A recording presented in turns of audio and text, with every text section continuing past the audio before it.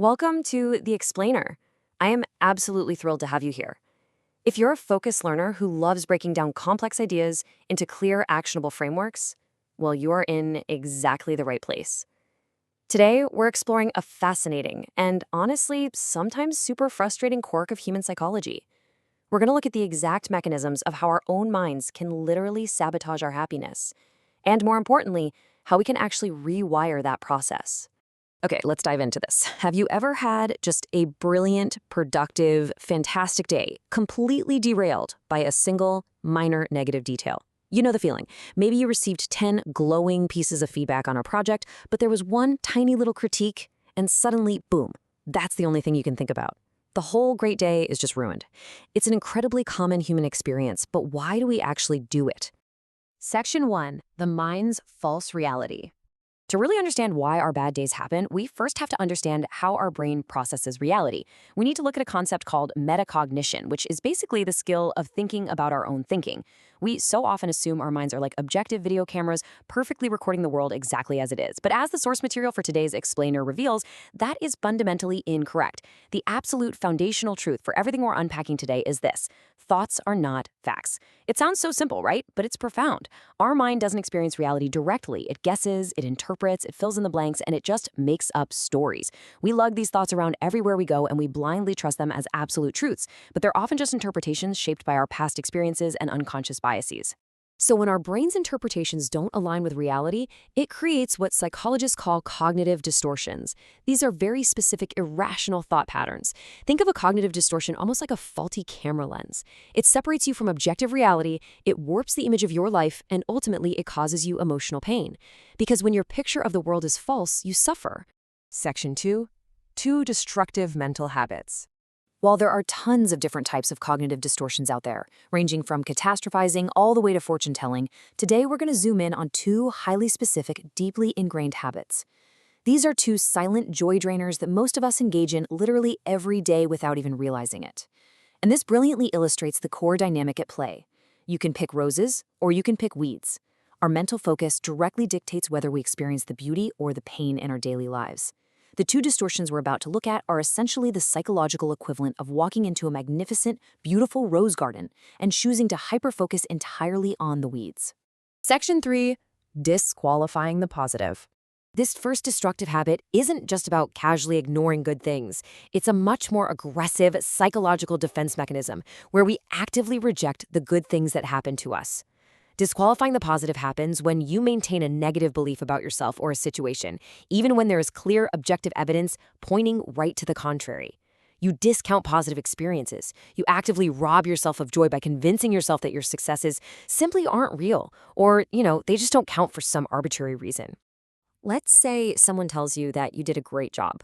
Objective reality says, hey, I earned this genuine compliment. But the distorted thought instantly steps in and says, oh, they are just being polite. Notice exactly how disqualifying the positive completely warps a well-meaning social interaction into a moment of self-doubt. It takes a piece of undeniable positive evidence and magically transforms it into a negative. Our source material provides some highly relatable examples of this distortion in action. Honestly, have you ever caught yourself doing any of these? Getting a job offer, but immediately assuming it was just luck rather than your actual qualifications. Receiving an award, but telling yourself, it doesn't really mean much. Or giving a fantastic presentation, but thinking the applause was just people being nice to you. In every single one of these scenarios, you are being handed a rose, and you are desperately convincing yourself it's a weed. Section 4, the mental filter trap. Let's move to Cora and see how this builds. Because if disqualifying the positive is rejecting the good, this next distortion is a complete obsession with the bad, and it very often works hand in hand with the first. Mental filtering is dwelling intensely on the negative aspects of a situation while completely ignoring all the positive elements. It is, without a doubt, the ultimate joy killer. You take one tiny little flaw and you magnify it until it entirely ruins an otherwise perfect experience. It's like your brain applies a heavy filter that blocks out all the sunlight and only lets the storm clouds through. Let's bring this abstract psychology directly into the real world with some visceral examples from the text. This is what the mental filter looks like in action.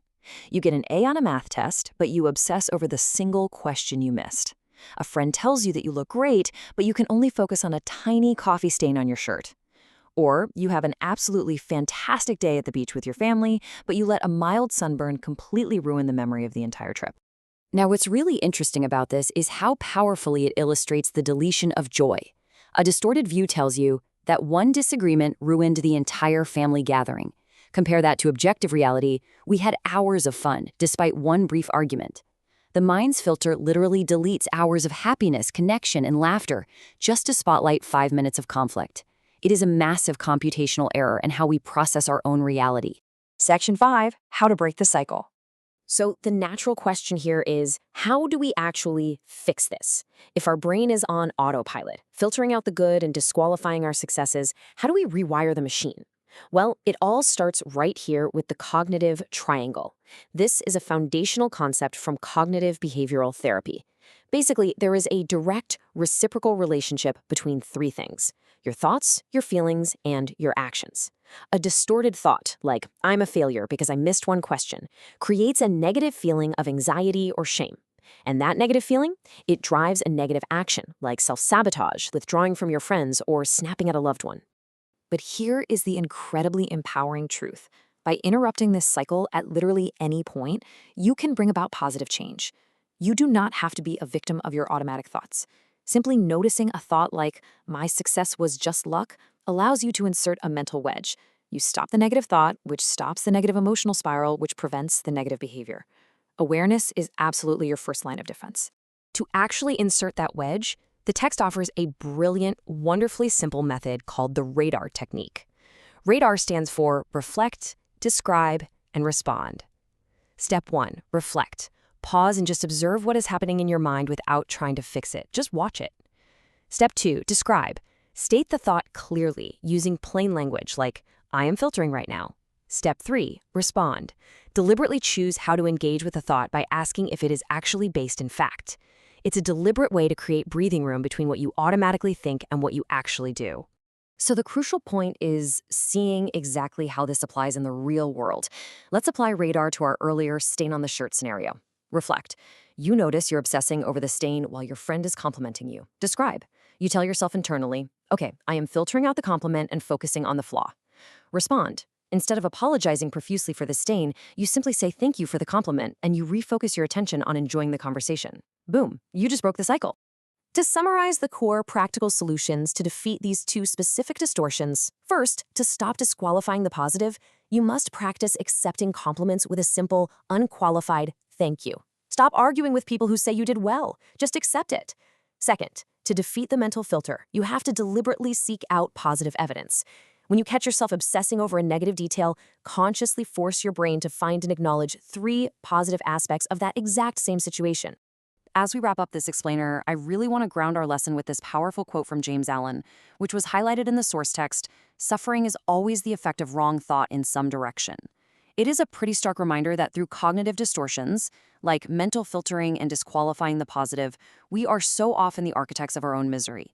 But by using tools like the cognitive triangle and the radar technique, we are equally capable of being the builders of our own peace.